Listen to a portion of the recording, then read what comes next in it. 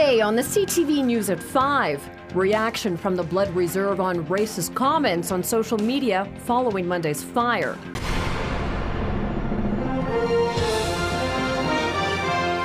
CTV News with Jackie Scantlebury. Good afternoon. Disasters are supposed to bring out the best in people, and in many cases, the wildfire west of Lethbridge this week did just that, as emergency crews and neighbours worked hand in hand to save homes and properties. But the fire, which started on the Blood Reserve Monday, is also stirring up the ashes of racism. Terry Vogt reports.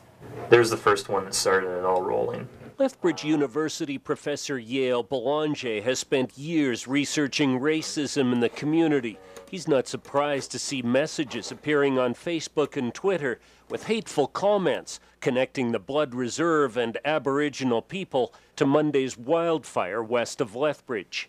Well, I think that the attitudes of a few, as vocalized through some tweets, are not representative of Lethbridge completely.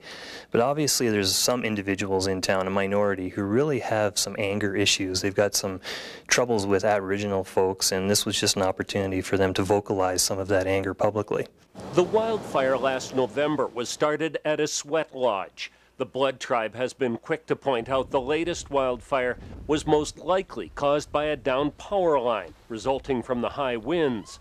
But that fact seemed to be ignored by some Southern Albertans who posted Twitter or Facebook messages, including this one. Give them houses, they destroy them. We give them payments, they blow it. We give them electricity, and they burn half the province down.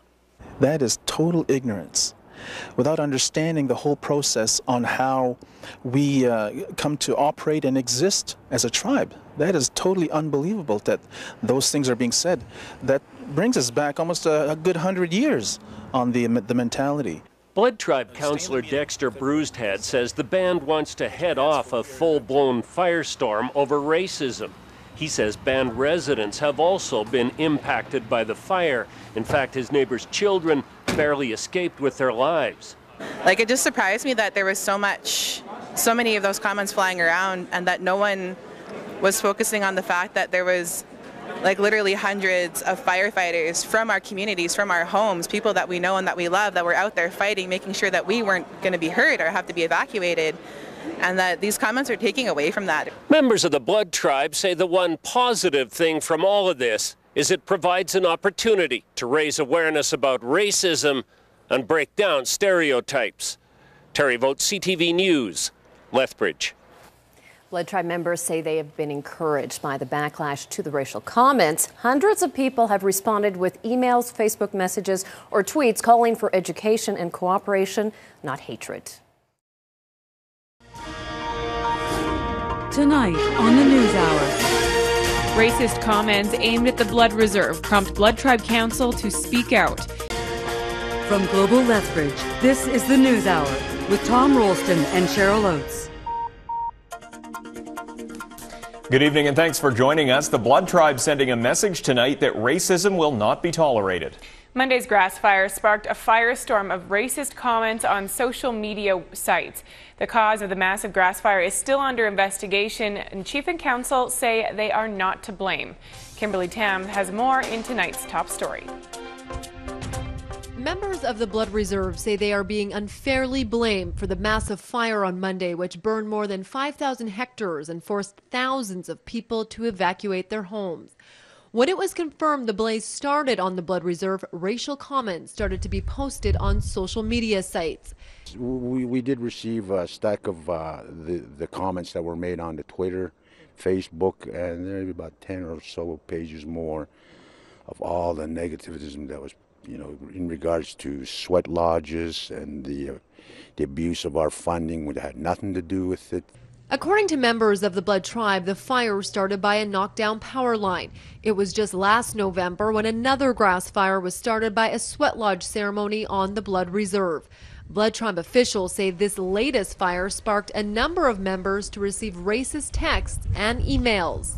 It's pretty much of a low blow to our culture that we're instigators, that we just sweat lodges, and the other comment was that taxpayers give us a lot of money and we abuse it, and this is how we thank them, by starting fires, and it's uncalled for.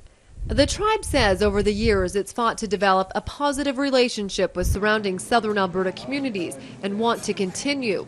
As leaders, we're lobbying and fighting on behalf of our people to get accepted in mainstream society. One of the men who posted a hateful comment is apologizing. While he wants to remain anonymous, he wrote this statement. He tells us he has now received death threats from Blood Tribe members.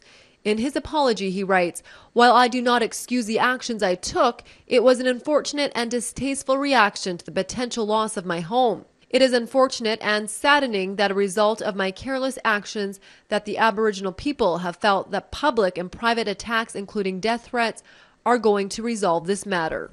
I don't believe that pointing the finger is going to solve any problems. If the shoe were on the other foot, I'm sure they'd get a great deal of understanding from our reserve. The chief and council say they will not tolerate racial hate comments and do plan to take action. The chief says the band might seek legal advice. Kimberly Tams, Global News on the Blood Reserve. Global Lethbridge monitors comments on our Facebook page. While we encourage the sharing of information and differing viewpoints, the Global News Journalistic Principles and Practices book spells out clearly that we must not broadcast or publish any content that could incite or encourage discrimination on the basis of race, origin, or ethnicity. We did exercise our right to remove comments that could be considered offensive. We believe those comments in no way reflect the wider Lethbridge community.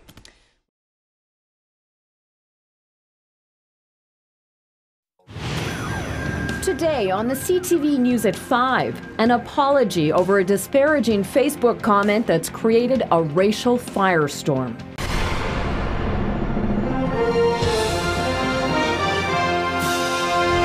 CTV News with Jackie Scantlebury. Good afternoon. A Southern Alberta man is apologizing for sending out a racist Facebook message concerning Monday's grass fire in First Nations people. The post, which read, "We give them houses, they destroy them. We give them payments and they blow it. We give them electricity and they burn half the province down," has sparked its own firestorm over racism. Since then, the man has been fired from his job. He and his family have been receiving threatening phone calls and emails. Out of concern for the family's safety, we are not releasing the man's name. As Terry Vogt discovered, even a company the man used to work for several years ago has been impacted. It all began with the wildfire west of Lethbridge and a Facebook message about Aboriginal people. A comment that ended, "We give them electricity and they burn half the province down." Go figure. The comment was meant for a few close friends, but once it hit cyberspace, it took on a life of its own.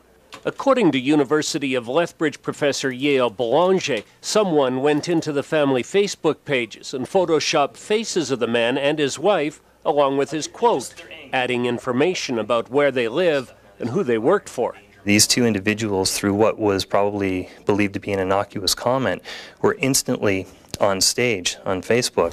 Even a company where the man worked 2 years ago has been swept up in the storm created by the offensive remarks. Staff at ABC Heating and Cooling were quickly overwhelmed with phone calls, emails, and messages on their usually quiet Facebook site. Some customers even threatened to stop doing business with them. We are a small business, and we thrive on our reputation, and something like this can be a tremendous setback. The company has issued a news release explaining it does not condone the offensive and hurtful statements made by a former employee. Fortunately, they say, people now seem to be getting the message, and the response has been positive. I guess it's just a real eye-opener that, people need to really screen what they're doing or posting on Facebook. For the young man who made the comments and his family, this whole thing has turned into a nightmare. We're told he's been fired from his job. His wife's workplace has been forced to hire extra security because of threats.